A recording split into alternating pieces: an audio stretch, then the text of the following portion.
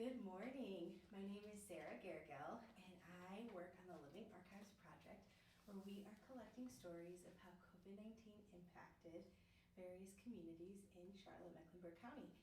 Today is November 1st, 2022, and this week there were 103 reported cases of COVID, which is a 16% decrease over the last 2 weeks. Therefore, each subject is comfortable not wearing a mask. Will you ladies introduce yourself? Dr. Chisholm, would you start? Yes, I am Dr. Sonja Chisolm. I am the founder and executive director of Gracious Hands Transitional Housing for Homeless Women and Children. Awesome, thank you so much. And would you introduce yourself, Sunshine? My name is Roshandra, aka Sunshine, um, and I'm here. Hi, everybody. Well, we're so thankful to have you both with us today just to talk about your experience. I would love maybe to take a moment before we started the interview. We did a hand map together. Would you ladies just kind of look at your hand map, and is there anything that sticks out that you would like to share with us? Well, I wrote that I am love. Um, I am love. I'm a mother to many. I'm a child of God. I'm a great leader, and I'm loyal. Those are wonderful characteristics. Thank you. I love that. Would you like to say anything? Okay, well, I wrote that I am loving, I am honest, I operate in integrity, I am a safe space, and I'm an educator. I love that. Ladies, would you be able to kind of share just a little bit about who you are? I know Dr. Chisholm, you founded Gracious Hands. Would you just share with us a little bit about what is Gracious Hands and talk us through that? Okay, well, Gracious Hands was merely founded because I was a single mom of three. And I oftentimes, found myself wondering how I was gonna make ends meet. Sometimes you rob Peter to pay Paul, and sometimes I go to Paul, and Paul didn't have it either. So it was always put on my heart that one day that this would be something that I started. But initially it was, when I hit the lottery. Everybody has this thing that they're gonna do when they hit the lottery. And God said to me one day when I was at my desk, He said, "When I gave you the vision, that was the lottery. Now I need for you to move." I didn't know how we were going to do it. I didn't question how. I just knew that He told me to do it. So I went home and told my husband, "Hey, God said it's time for me to open up the shelter." I wasn't even calling it a transitional home at the time. Okay. And he said, "Well, you better do what God says." And Gracious Hands was birthed. I just knew that it needed to be a place created in Mecklenburg County that could be a safe space so that women could heal.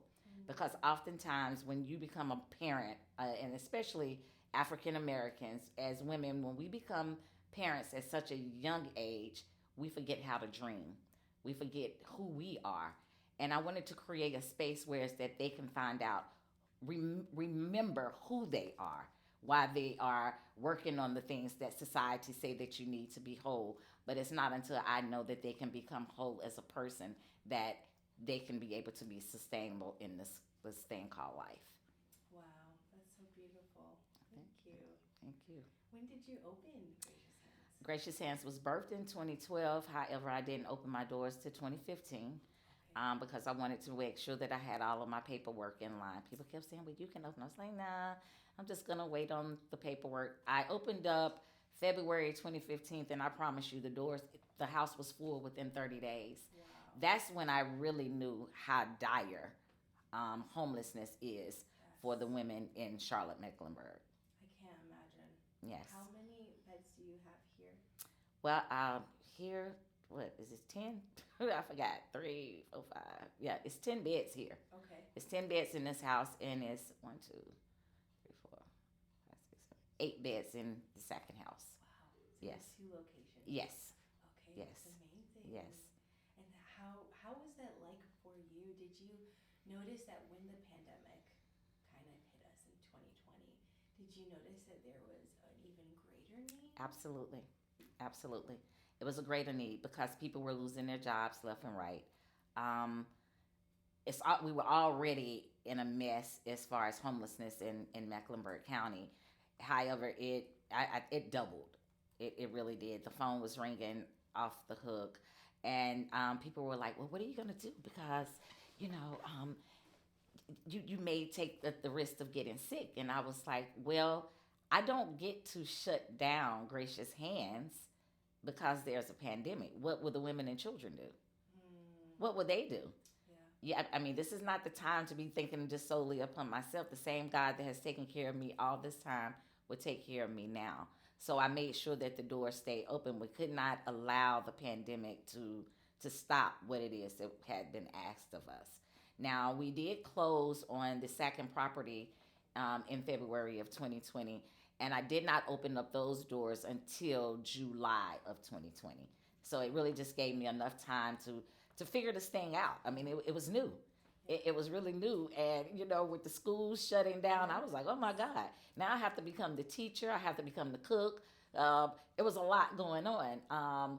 We had to figure out how were the children still going to become educated. So we started doing everything from right here. I ended up partnering with Sugar Creek Charter because I was like, okay, how am I going to cook meals for these kids while these parents still go to work? And it worked out. It was so smooth. They was like, oh, well, you partner with us. We give you breakfast, lunch, and dinner. Stop. No lie. Wow. It was more food to the point that we would have to find other organizations to come and get this food because it was so much. But that's the way we did it. I became a little bit more than I had signed up for initially, but it worked out. It worked out. Wow. How long were you homeschooling? Oh God. Until I could find volunteers that wasn't afraid to come in because of COVID. Yeah. So when we actually started initiating that, they have to be vaccinated. Okay. Of course, we didn't force it. We didn't force anybody to do it, but we were saying, hey, we have to all take care of each other.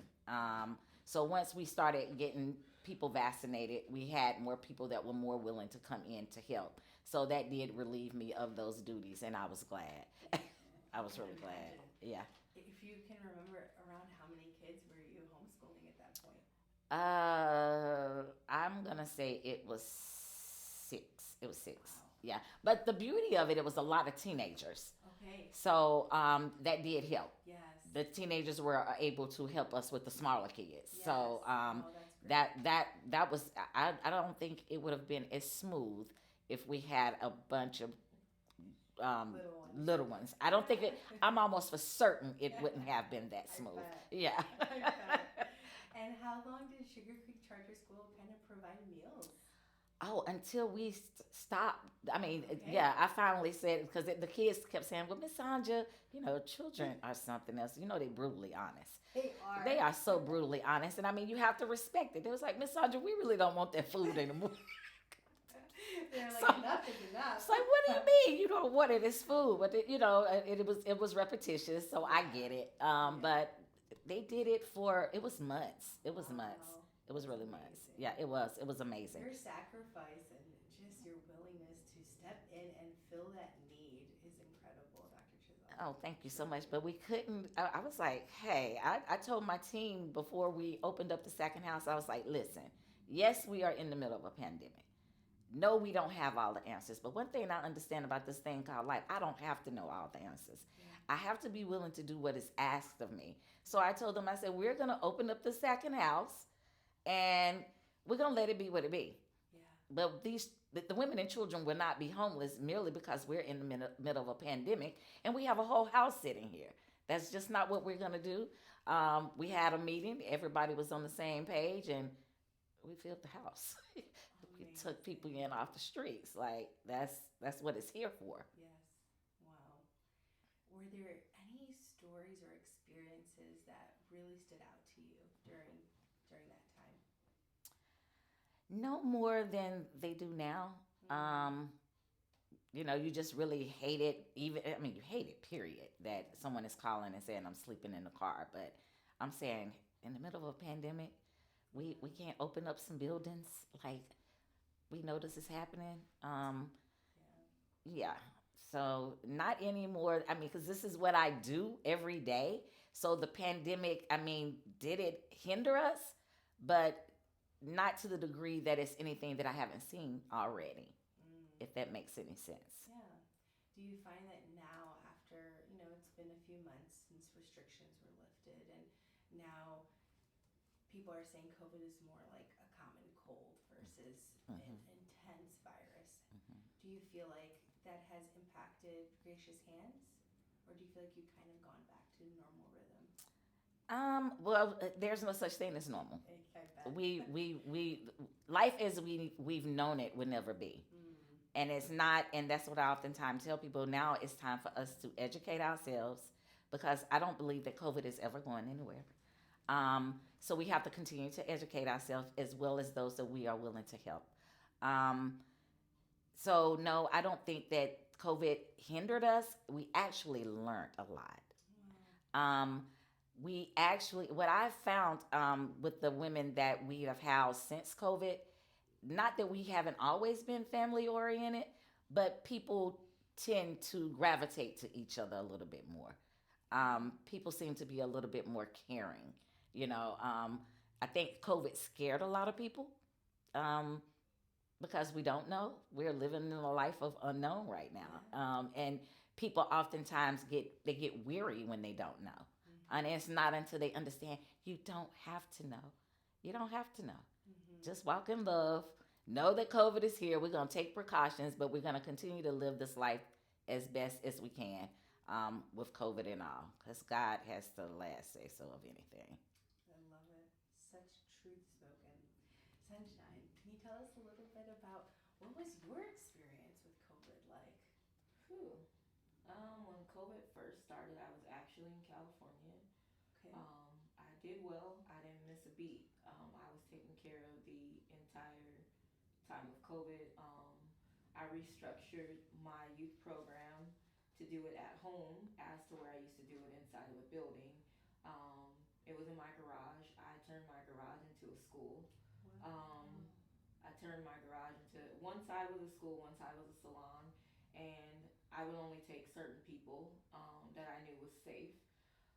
So we ran the camp until the second year of COVID is when I ended up getting COVID. And it wasn't from any of the students or anything. It could have been the grocery store, or I'm sure that I encountered COVID multiple times, but it just so happened that I got it this time. And it kind of took me out for a while, for months, in fact. Um, Mm. and then when COVID stopped, I didn't stop. And so the things that were going on with my body when, after I had COVID, they began to affect me in a way to where I had to start calming myself down and calming down the amount of work that I do, because I was doing a lot. Yeah. So for me, um, COVID redirected my life to start taking care of myself.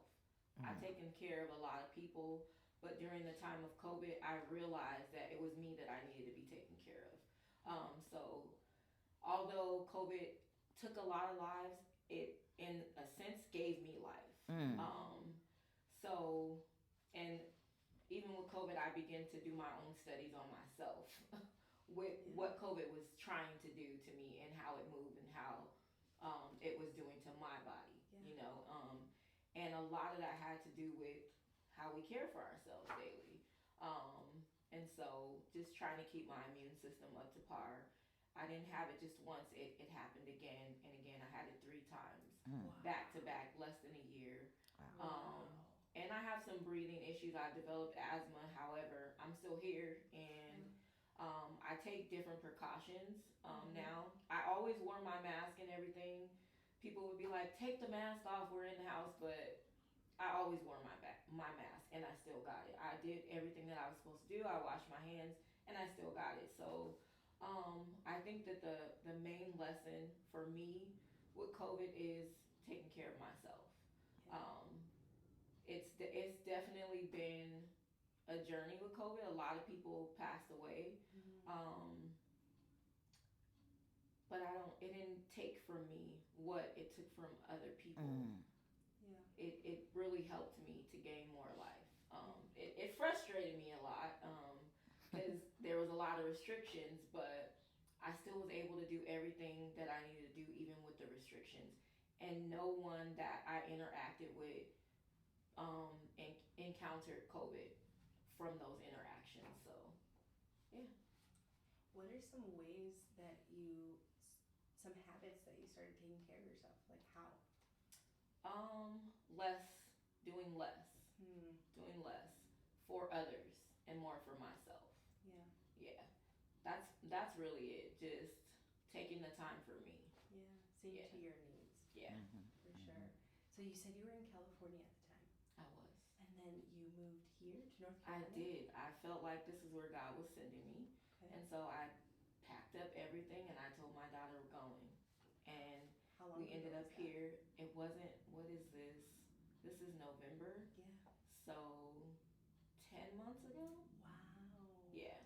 And so I came here, and I started over here. Things didn't work out. I came here. I opened up a little salon suite. I started trying to do everything that I was doing in California, in Charlotte, and it just didn't work out the way that I thought it was going to work out. And so I ran into trying to figure out what I was going to do, tapping all the resources in Charlotte, trying to find housing, running into problems where people were charging ridiculous amounts for rent, and then I would go and I would look at the properties. I'm grateful that I did not try to get a property before I came here, because that's what I was trying to do initially. Okay. But then I had someone that was here that I was able to stay with, so I didn't do that. I didn't go that route. But when I got here and I went to look at properties, the properties are not together, and then it was just ridiculous how they were doing people as far as rental properties.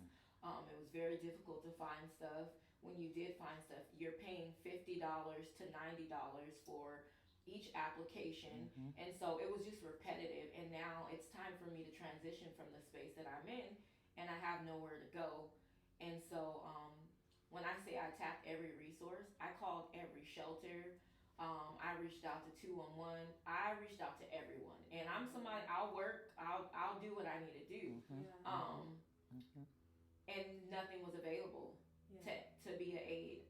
And so someone from California asked me, "Have I heard of Gracious Hands?" And I kind of went off on them like, "Don't tell me about nothing else.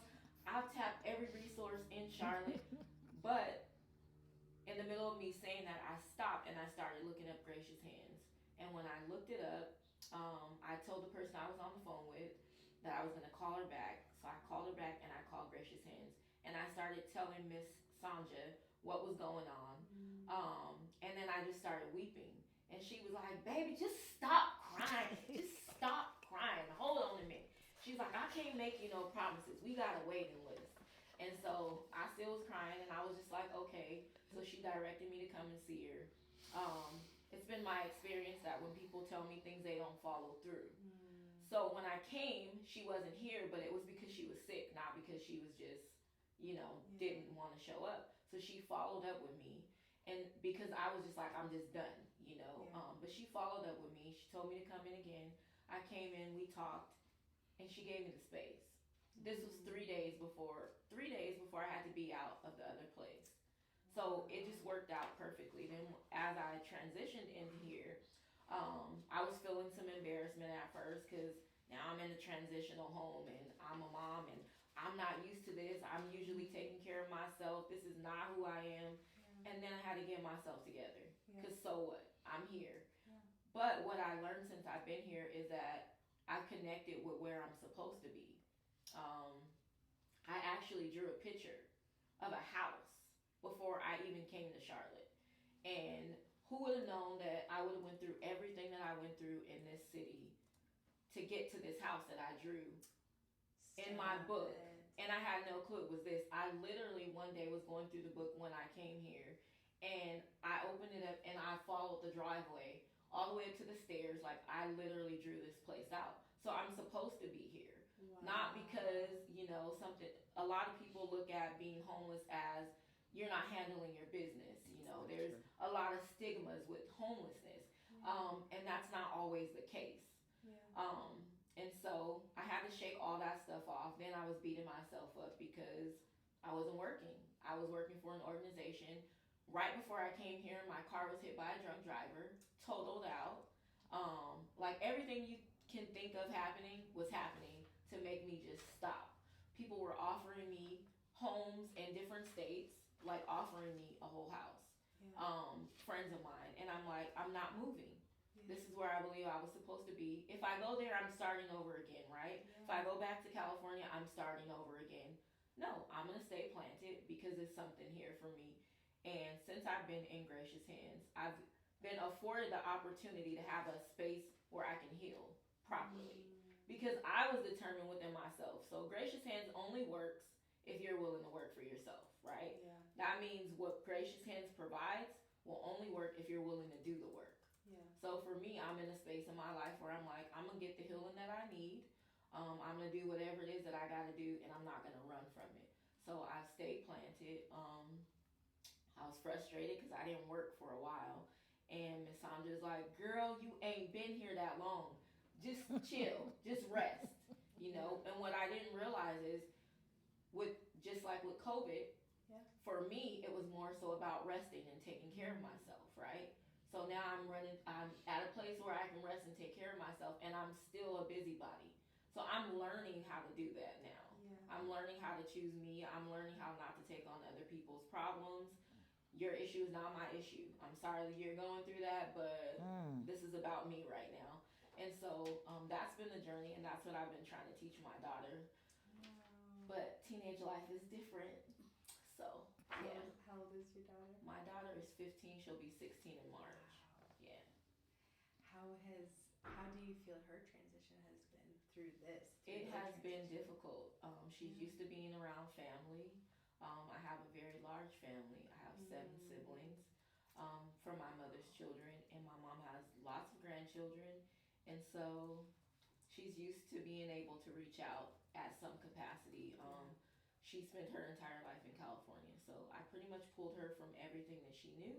But now she's a cheerleader, and that's what she loves to do is dance, and she's enjoying this cheer life and this whole what do you call it?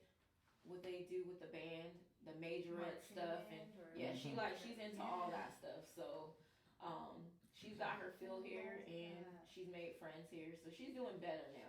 At first, I was a mom that she didn't like, and she blamed me for every little thing ruining her life, but she still does, but she's okay. It's that age. It's that age, I'm telling you. Dr. Chisolm, what has your experience been like in your personal life, balancing Gracious Hands and your own health and your family and your kids? So with COVID for us, we loved it. I mean, we got to spend. We are a very tight knit family, and where they were telling us not to be with each other, we refused to listen. So we had a lot of family dates. It was to the point where I think my daughter was off for a complete year. Wow. That they never should have did that. So we were planning family time. I got to spend a lot of time with my grandchildren. I got to spend a lot of time with my kids, and still take care of the women and children of Gracious Hands. So it was like we were on vacation. I believe that anything that happens bad, we're supposed to tap into what's good about it. Because as I said, you cannot live your life in fear, and you cannot live in the world of unknown. And at this point, no one knows what COVID is, where it came from, how to cure it. Everything is merely speculation. Yeah. I can't live like that. We refuse to do it. We didn't go around a whole lot of other people. However, we made sure that we took the time that we felt as though that God was giving us. I truly believe that COVID happened to slow us down, to do a reset. Yeah. The world was out of control. It's still out of control. Just my opinion. I think it's God's way of trying to get our attention, for us to pay attention to those things that are most important to us, and that is family. And it is love. I mean, there's nothing that we can do about it. We can only control the things that we can control, and COVID just so happens to not be one of those things. So what else do?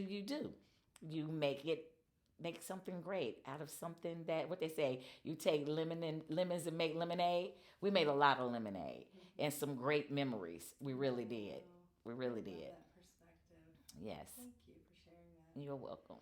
Sunshine, tell me a little bit about your transition now. Do you feel like you're going to start opening up a company again for hair, or do you feel like you're just waiting? I am waiting because I have something that is great. And Yeah. this time I want it to do what it's supposed to do. Yeah. I'm gonna take my time and I'm gonna do it when I need to do it. Not so much of off of impulse because I'm a dreamer and I'm also a creative, and sometimes creatives do too much.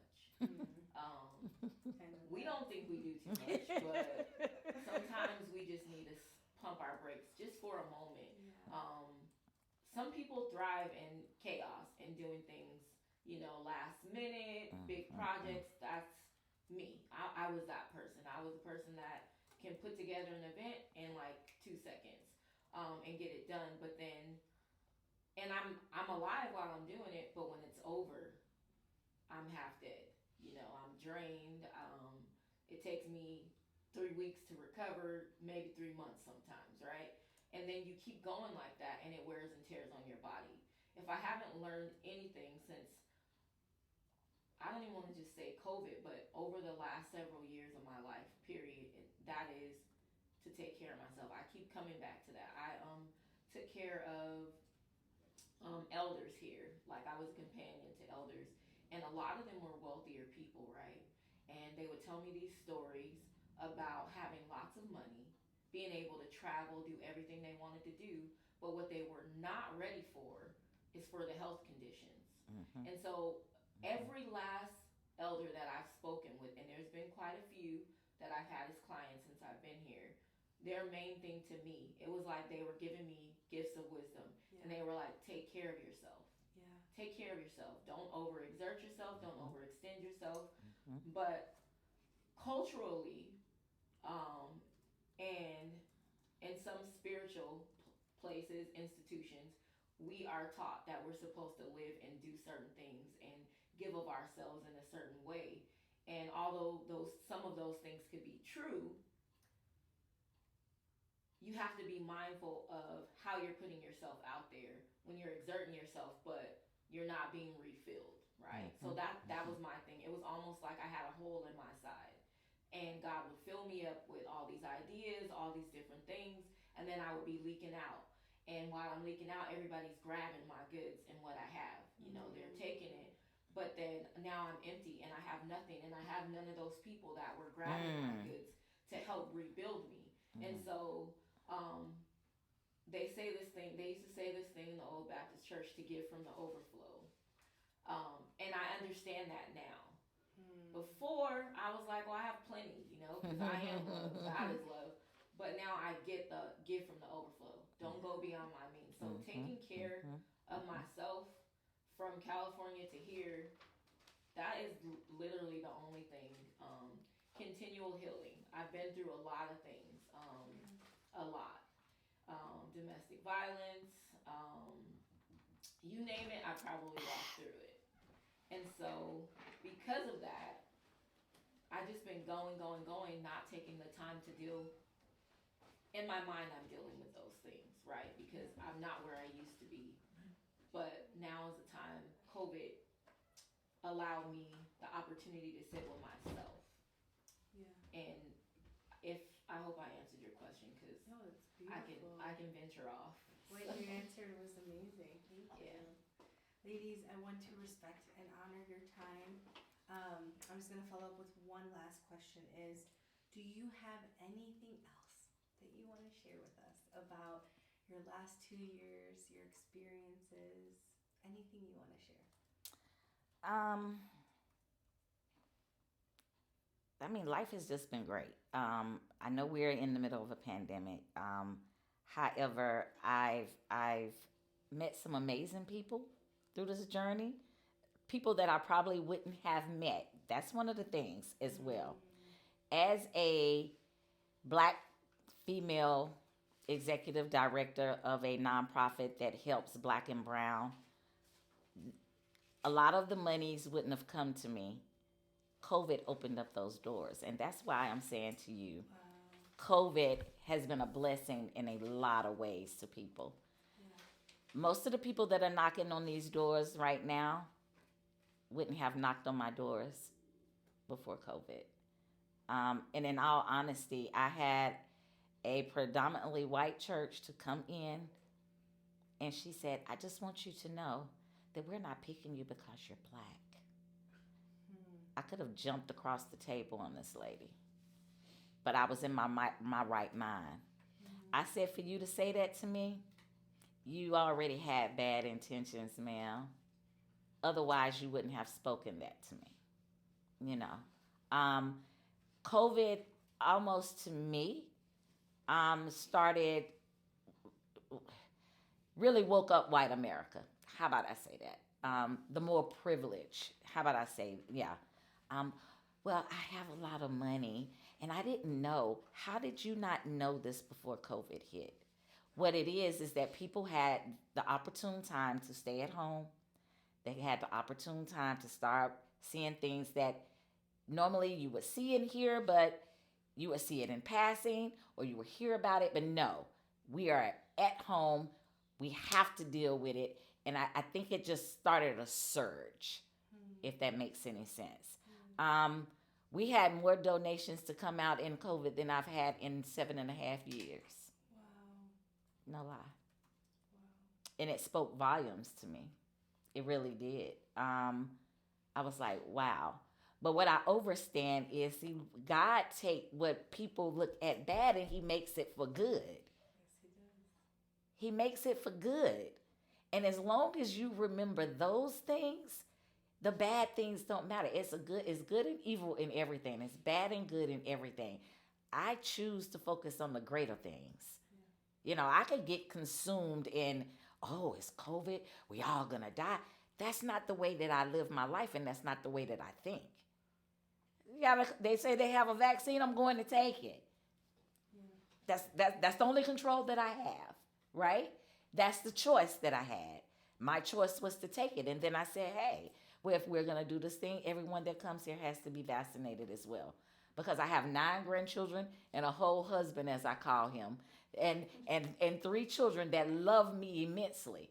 And I dare not sacrifice myself for the greater of others while not taking care of myself for the greater of my own, if that makes sense. But I really learned a lot. It's a lot that I learned in COVID.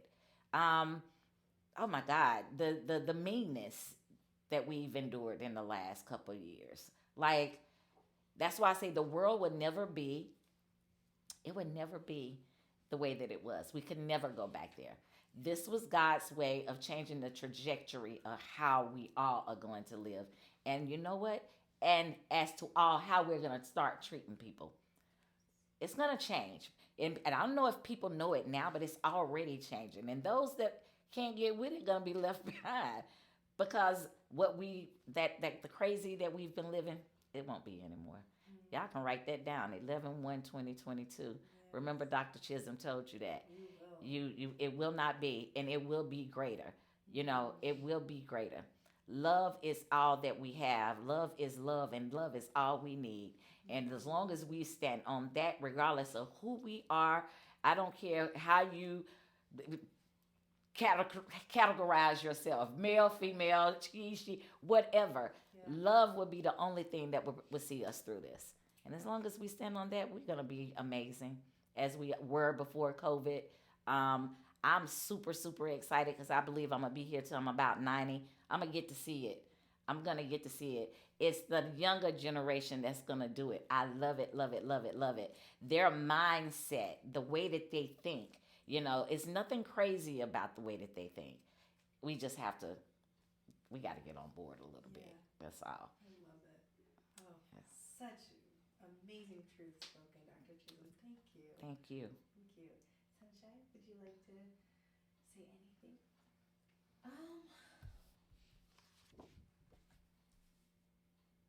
If I can say anything as my last statement to the world, whoever's going to watch this, I would say pay attention to what's going on around you and not to be so disconnected that you only allow things to affect you when it's in your face. Life is happening, and we as a human race, we as Americans, right? We are so disconnected, so disconnected from what it even means to have life, what it means to be human beings, the way that we treat each other, the way that we handle each other. If we continue to handle each other this way, we won't be here. That's definite. We won't be here. Because just like your life matters, my life matters, and the next person's. And we're all connected in one way. I don't care what color you are, or since we use colors, I don't care about any of that. We all bleed the same color blood. We all feel the same type of pain, regardless of where the pain is coming from.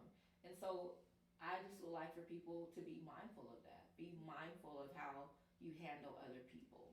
And that's all. And love people, even when you don't like them, because you don't always have to like them to love them. So, True that. that's it. Thanks, Sunshine. Signing out, Sunshine. Ladies, thank you so much. This Thank has you. been such a pleasure, and honestly, I'm honored just to sit here with both of you.